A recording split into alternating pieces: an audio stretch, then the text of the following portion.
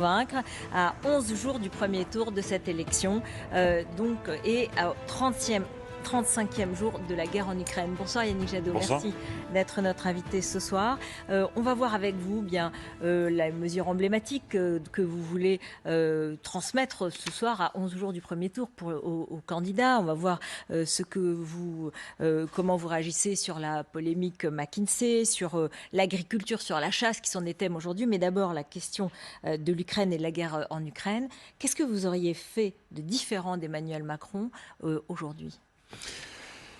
Avant le 24 février, date de l'invasion de la Russie en Ukraine, j'aurais joué plus collectif. On ne sait pas ce qu'il y avait dans la tête de Vladimir Poutine, évidemment.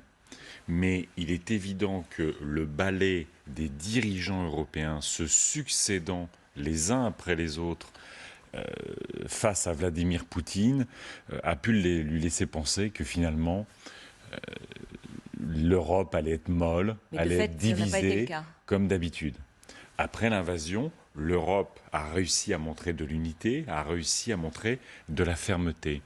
Ce que je ferai aujourd'hui, c'est que, vous le savez, je demanderai par exemple à Total de rentrer immédiatement de Russie. C'est la dernière grande compagnie mondiale de pétrole qui est présente en Russie et qui participe de fait du financement de l'effort de guerre russe. Ce que j'essaierai de faire aujourd'hui, parce que ça doit se faire dans le cadre européen, c'est évidemment l'embargo sur le gaz et le pétrole. C'est l'élément aujourd'hui de sanction qui n'est pas activé et qui pourtant est le plus puissant. Vous savez que depuis, vous avez mentionné, 35 jours de guerre, c'est 700 millions de dollars par jour, donc on doit être autour de 20, 22, 23 milliards d'euros qui sont partis chez Poutine et qui lui permettent de financer la guerre et de maintenir un système de corruption Jadot, autour de lui. Comment est-ce que vous feriez si on appliquait cette mesure très, très drastique que même les Allemands ne souhaitent pas appliquer, même s'ils mettent en marche leur plan un peu d'urgence autour du gaz depuis aujourd'hui justement. Mais concrètement, comment est-ce qu'on ferait pour remplacer ce gaz-là, alors même que vous, dans votre programme, vous voulez sortir du nucléaire, vous voulez du 100% renouvelable. Raison de plus, madame. Oui, mais enfin, en attendant, il faut peut-être revenir au charbon, parfois, au contraire. Non, alors comment on fait? Non. Pour se passer du gaz russe d'ici l'hiver prochain, parce que la question se pose sur l'hiver prochain. Il faut toujours rassurer quand même les Françaises et les Français sur le fait que c'est pas couper le gaz russe, ça coupe pas dans nos maisons. C'est pour l'hiver prochain. Donc il faut qu'on réduise de 10 à 15% notre consommation de gaz. C'est ça l'objectif qu'on doit se fixer. Donc on travaille évidemment, c'est ce que j'ai dit et la Commission est en train de reprendre cette idée-là, un acheteur unique européen. On fait comme avec les vaccins. Pour éviter les concurrences, on regarde avec les Norvégiens, on regarde avec les Algériens, toute une série de fournisseurs de gaz naturel. Vous n'avez pas envie de le dire, mais les Allemands le font. Hein. Vous savez, on achète de l'énergie, et raison de plus pour sortir de notre dépendance aux énergies fossiles. Ça fait des décennies que nous portons la réduction des dépendances aux énergies fossiles. Il y en a certains qui le réalisent aujourd'hui, qu'il faut s'en sortir, tant mieux. Mais nous, ça fait longtemps qu'on le dit. Deuxièmement, c'est évidemment mobiliser. Parce que je l'ai dit, c'est 10 à 15%. C'est mobiliser tous les acteurs du bâtiment pour que d'ici la fin de l'année, on rénove, on économise partout où c'est possible dans le bâtiment. Parce qu'au fond, le gaz, on s'en sert essentiellement pour se chauffer. On met en route tous les projets d'énergie renouvelable. On a aujourd'hui plein de projets d'énergie renouvelable, dans tout type d'énergie renouvelable, qui sont validés, qui ont passé toutes les étapes, mais qui n'ont pas eu la signature des préfets. Si on les met en route, c'est 30% du gaz qu'on utilise pour notre électricité dont on peut se passer. Et puis, évidemment, si on devait en arriver là, évidemment pas pour les 12 millions de Françaises et de Français qui n'arrivent pas à se chauffer cet hiver, et pour lesquels les gouvernements précédents n'ont pas agi. Mais pour un certain nombre de lieux, on peut réduire notre consommation de gaz. Vous savez qu'en France... Et donc les degrés de chauffage, c'est ce que vous dites. Ça peut être ça, ou baisser un peu son chauffage. Consommer différemment. Vous savez, quand vous parliez du nucléaire, vous vous rendez compte qu'aujourd'hui, au moment où on parle, on a la moitié de notre production nucléaire qui est à l'arrêt. La moitié. Ça ne s'est jamais vu. La moitié. Parce que notre parc est vieillissant. Raison de plus pour faire autre chose. Mais vous savez que dans le système français, en fait, le nucléaire aujourd'hui, c'est ce qu'on appelle fournit la base de l'électricité. Et puis quand tout le monde rentre à 18h chez soi, c'est là où on ouvre les centrales gaz, parce qu'en fait, on a ce qu'on appelle la pointe. Tout le monde tire le jus, et donc ça nous fait enclencher nos centrales gaz. Et bien décaler un certain nombre de consommations, comme le font déjà beaucoup de Français. Hein. Vous savez, il y a des gens ont un contrat avec EDF, ils décalent certaines machines à laver, certains trucs, pour bénéficier de tarifs moins chers. Donc il faut faire ça. Et puis, moi, ce que je propose, c'est les transports publics, transports en commun gratuits, sur plusieurs mois. On assume cette prise en charge par l'État des transports en commun, y compris pour moins utiliser les déplacements, moins avoir besoin de carburant, et on se met en situation, pour quelle raison? Pour quelle seule raison? Pour arrêter les atrocités en Ukraine. Et il y a, je ne sais pas si vous avez vu dans Le Monde, il y a une tribune qui est sortie aujourd'hui de 2 économistes qui ont évalué le coût de l'embargo pour le gaz et le pétrole. C'est 54 € par Français. L'État, on a été capable pendant le Covid de surmonter des grandes difficultés. À l'échelle de l'Europe, on peut être capable, en mobilisant toutes les énergies, toutes les intelligences, à la fois, je l'ai dit, et je conclurai, de sortir des dépendances au gaz russe et enfin d'investir sur un sujet majeur qui est la lutte contre le dérèglement climatique. Parce qu'en ce moment, moi je suis sur le terrain, les sécheresses, il y en a partout. C'est une catastrophe potentiellement pour notre agriculture à venir, pour la disponibilité en eau potable. Juste un mot sur l'augmentation du coût du prix à la pompe et la baisse organisée par le gouvernement des 18 centimes à partir du 1er avril. Pour moi, c'est pas la bonne mesure. Pour vous, c'est la mauvaise mesure parce qu'elle n'est pas écologique. Mais quand on est un consommateur ou quand on est quelqu'un qui... Parce qu'elle n'est pas juste. Non, c'est parce qu'elle n'est pas juste. Non. Quand une infirmière qui utilise une Clio pour se déplacer, quand elle fait le plein, la mesure du gouvernement, ça va lui permettre d'économiser 6-7 € par plein. Okay, la personne qui a un gros 4x4, ça va lui permettre d'économiser 3 fois ça. Je ne trouve pas ça juste. Les 20% des Français les moins riches, l'électricité, le chauffage, les carburants, aujourd'hui, c'est 15% du budget. Les 20% les plus riches, c'est 5%. Et cette mesure-là, au fond, va davantage profiter aux plus riches qu'aux plus impactés par les hausses de carburant. Donc moi, ma mesure, c'est 400 € de chèque énergie élargi au carburant pour les 6 millions de familles les plus en difficulté. 100 € pour les classes moyennes. Et on met en place ce qu'on appelle le forfait mobilité durable. Vous savez, quand vous allez bosser, vous faites rembourser la moitié de vos frais de transport en commun. Il y a ce forfait mobilité durable, c'est pour rembourser d'autres types de frais, notamment le covoiturage. Et dans mon projet, c'est 1 000 € de frais de carburant qui sont remboursés par an. Donc moi, j'agis immédiatement pour les personnes qui sont les plus impactées. C'est de l'écologie, du pouvoir d'achat et de la justice sociale.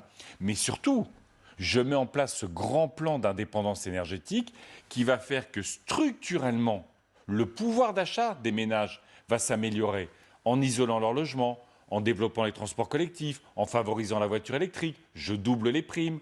Et on développe les énergies renouvelables qui sont les seules énergies de paix et de sécurité. C'est l'Agence internationale de l'énergie qui le dit. La conséquence de la guerre, c'est aussi l'inflation. 9,8% en Allemagne, record depuis 37 ans, 7,3% en Espagne et 7,3% en Allemagne, du jamais vu depuis la réunification. Qu'est-ce que vous faites, vous, comme président, pour limiter ce phénomène ? Alors, pour l'inflation, aujourd'hui, on ne peut pas faire grand-chose parce qu'au fond, c'est une inflation. La seule chose qu'on peut faire, c'est une inflation beaucoup de spéculation. C'est la spéculation sur les matières premières agricoles, parce qu'aujourd'hui, en fait, on ne manque pas particulièrement de matières premières agricoles, mais c'est la perspective de manquer qui fait qu'il y a une explosion des cours internationaux. Et puis, il y a évidemment l'affaire ukrainienne sur l'énergie, le chauffage, et puis on sait depuis longtemps le logement. Donc, moi, ce que je propose, c'est au niveau européen, ça fait longtemps qu'on le porte, les gouvernements en discutent, mais visiblement, le gouvernement français ne le porte pas correctement au niveau européen. On suspend les directives européennes sur les prix de l'énergie pour pouvoir les réguler de nouveau. Parce qu'aujourd'hui, c'est totalement aberrant. Vous savez, quand c'est la France qui aujourd'hui achète l'électricité la plus chère en Europe. Oui. La plus chère en Europe. Donc on suspend pour pouvoir la renégocier pour et rediscuter. Réguler les prix de l'énergie. Première chose. Deuxième chose, moi ce que je propose, c'est immédiatement d'augmenter le SMIC de 10%, de forcer la négociation dont on parle depuis des mois et des mois sur les bas salaires. Et vous savez que beaucoup de secteurs ne mènent pas cette négociation sur les bas salaires, alors que souvent ces bas salaires et ces secteurs sont ceux qui ont tenu le pays pendant la période de Covid. On dégèle le point d'indice des fonctionnaires à la hauteur de l'inflation, au moins pour... Moi, je veux l'augmenter après, mais au moins aujourd'hui, pour récupérer le pouvoir d'achat. Et donc, c'est des mesures de revenus. Et la spécificité du projet écologiste, c'est que ce sont des mesures sur nos dépenses contraintes, chauffage, électricité, transport, alimentation. Yannick Jadot, qu'est-ce que vous dites à un électeur qui doit choisir entre eux, ou qui est tenté par Anne Hidalgo, par Fabien Roussel, par vous-même ou par Jean-Luc Mélenchon? Je dis que le seul vote utile dans une élection présidentielle, et notamment au premier tour, c'est le vote pour ses idées, c'est le vote pour ses convictions. Et c'est un vote de lucidité. De quoi on a besoin aujourd'hui?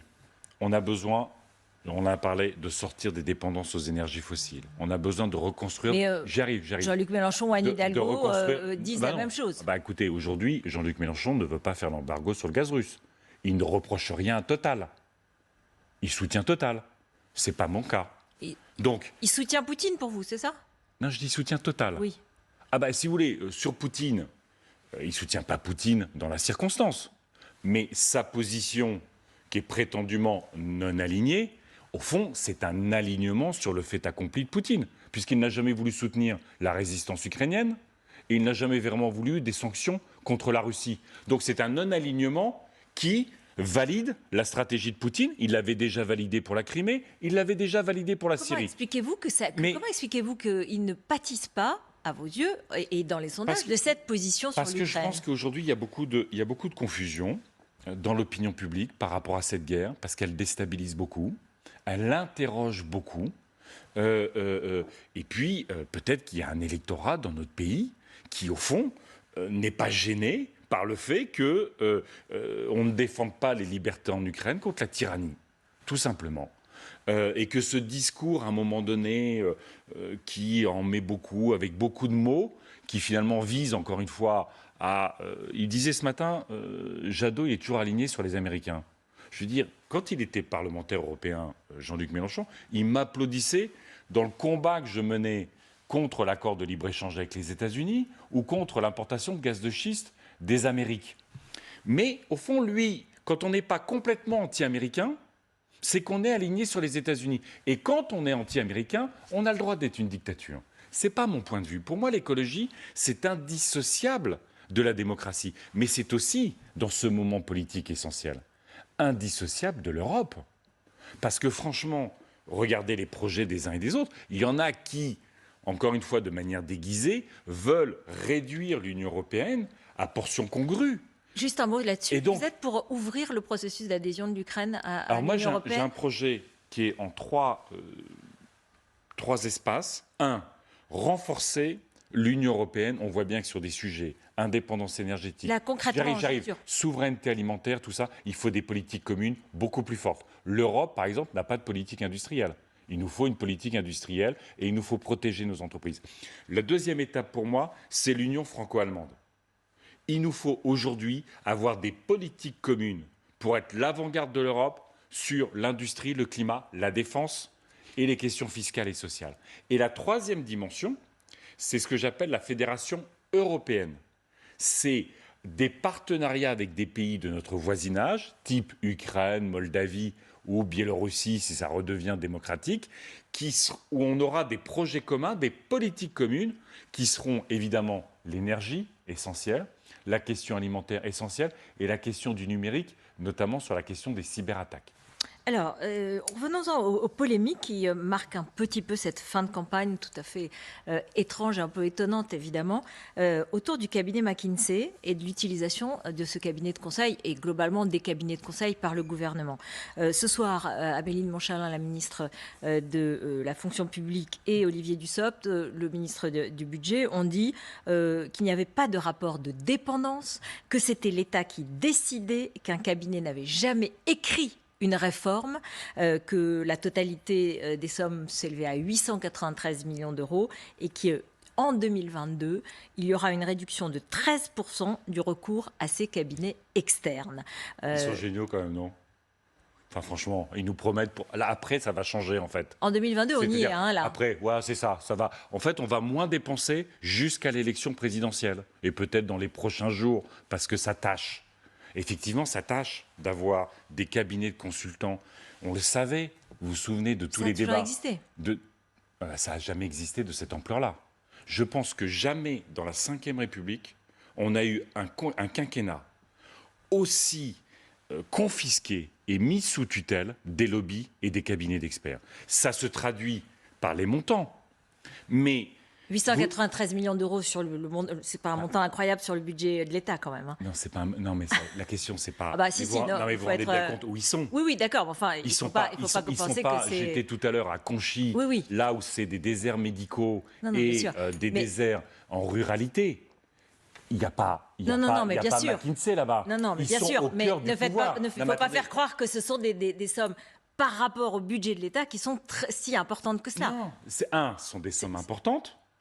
Ça reste des sommes très importantes. Bah, vous savez, c'est ces cabinets-là qui facturent à 2500 € la journée, qui nous expliquent qu'un bénéficiaire du RSA à 560 € par mois, il touche trop. On compare pas. Mais c'est quand même important. Mais ce que je veux dire, c'est qu'ils sont au cœur de la machine de l'État. Enfin, vous vous souvenez que dans toute la politique, tous les témoignages qu'il y a eu, quand il s'est agi de la pandémie, où les cabinets participer aux réunions de décision avec le ministre. Bien sûr qu'ils sont au cœur. Regardez la question des lobbies. Sans quand même demander aux soignants, quand ils voyaient les cabinets de consultants débarquer, pour dire tel lit, vous le supprimez.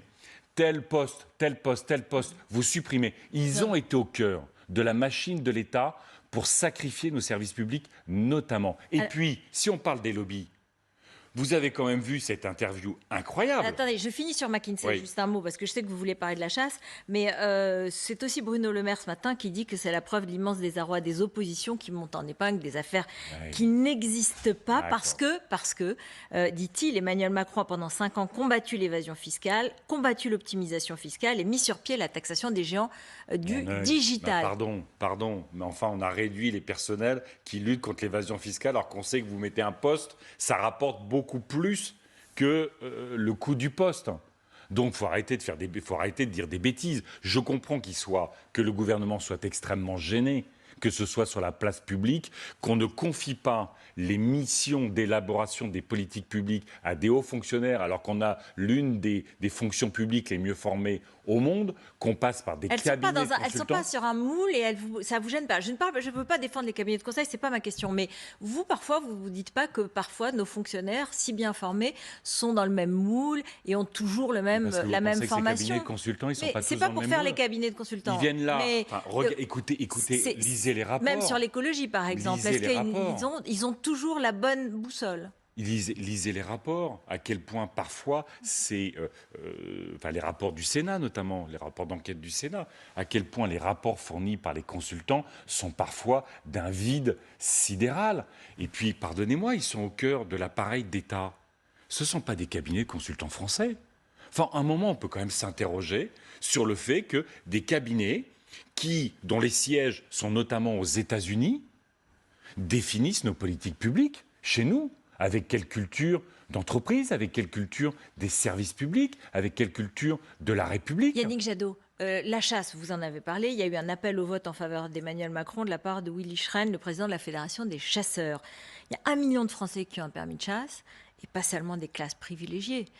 aussi beaucoup de classes populaires dont c'est un loisir.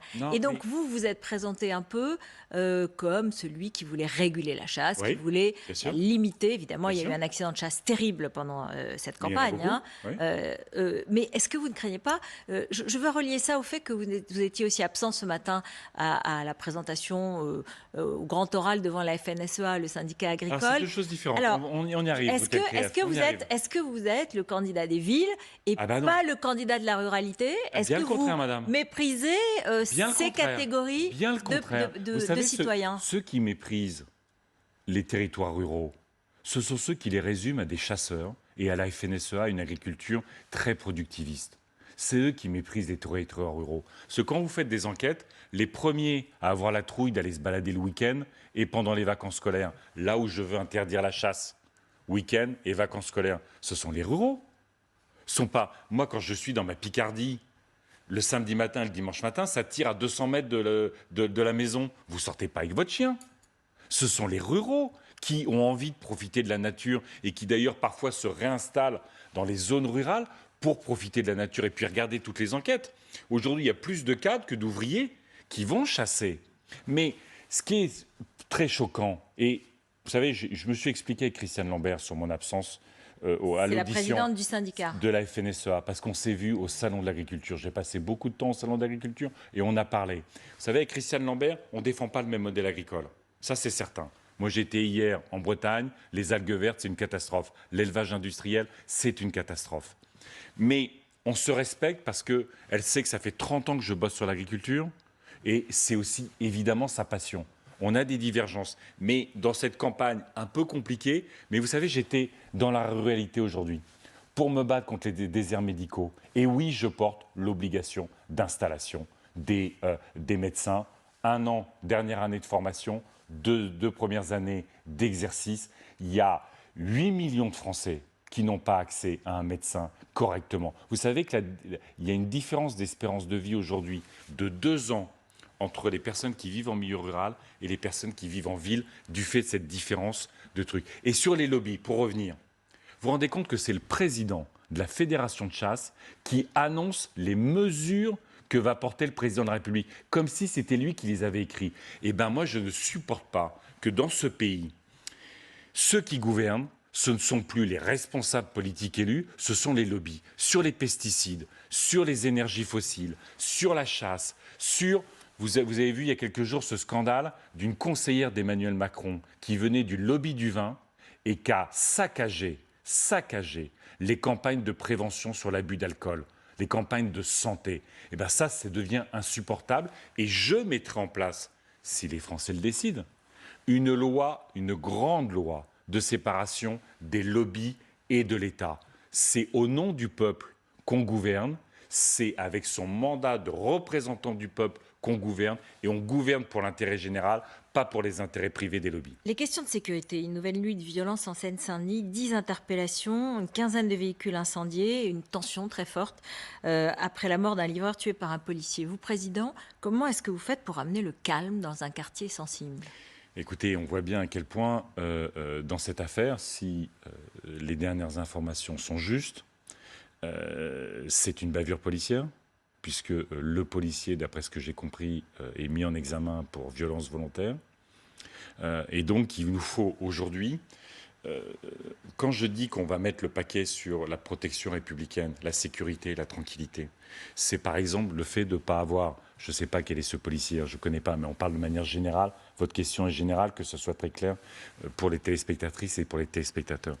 Quand on forme des policiers aujourd'hui, les premiers endroits où ils vont commencer à exercer leur mission, c'est dans les quartiers les plus difficiles. Donc vous ferez pas ça. On envoie les personnes les moins expérimentées dans les situations les plus difficiles. Et donc, si c'est du côté des policiers que vous agirez, pas du côté des habitants des quartiers qui peuvent être certains habitants des quartiers. Non, mais vous savez, quand je discute avec les policières et les policiers et avec leurs syndicats, qu'est-ce qu'ils me disent ? On nous demande de faire des choses qui nous empêchent d'être auprès de nos concitoyens. On a perdu le sens de notre mission. Mais là, je vous parle de faits de délinquance, en l'occurrence. Là, c'est une violence policière. Oui, bien sûr. Là, donc, y compris, moi, je mets l'IGPN, donc la police des polices, je les mets auprès du défenseur des droits, qui en ce moment d'ailleurs est une défenseur des droits, pour garantir l'indépendance des enquêtes sur ces violences. Mais je l'ai dit, notre police, elle doit être exemplaire. Je le répète, notre police doit être exemplaire. Mais pour que notre police soit exemplaire, il faut que l'État soit exemplaire vis-à-vis de la police, qu'on leur donne les moyens, qu'on les forme. Ils sont désespérés du point de vue de leur formation. Ils sont désespérés du point de vue de leur affectation. Ils sont désespérés d'avoir de la paperasse. Enfin, regardez en ce moment, on est en période électorale. Si vous voulez faire une procuration de vote, vous allez où? En ligne. Bon, mais il y en a beaucoup qui vont dans un commissariat de police. Est-ce que c'est vraiment le travail des policières et des policiers de faire des procurations de vote alors qu'ils voudraient, parce que c'est leur engagement, être sur la voie publique pour prévenir, pour anticiper et évidemment pour intervenir quand il faut intervenir. Les policières et les policiers ne s'engagent pour être sur la voie publique. Ils ne s'engagent pas pour être dans un bureau ou faire une politique de chiffres qui les éloigne des Françaises et des Français. 3 questions de fin d'interview. La première mesure que vous mettriez en œuvre? Il y a une urgence sur le pouvoir d'achat, tout ça, mais on en a parlé. Un enjeu qui est structurel pour moi, c'est, je le dis toujours, la sortie de l'élevage industriel. Pourquoi je dis ça? Ce n'est pas simplement de la souffrance animale. L'élevage industriel aujourd'hui, c'est un modèle agricole qui fait que, pour le nourrir, on importe du tourteau de soja du Brésil. Ça détruit l'Amazonie, ça participe du dérèglement climatique. C'est de la souffrance animale, mais c'est aussi de la souffrance des éleveurs. Ce sont des pollutions, c'est de la malbouffe avec une multiplication extraordinaire des maladies liées à la malbouffe. Une question d'actualité à ce sujet sur le bien-être animal, mais aussi sur la laïcité vue par le Rassemblement national. C'est Jordan Bardella qui a dit que si Marine Le Pen était élue, il n'y aurait ni viande cachère ni viande halal. C'est une faute. C'est une faute. Le problème, ce n'est pas l'abattage rituel. Moi, je ne veux pas toucher à l'abattage rituel. Mais je veux discuter avec les religions.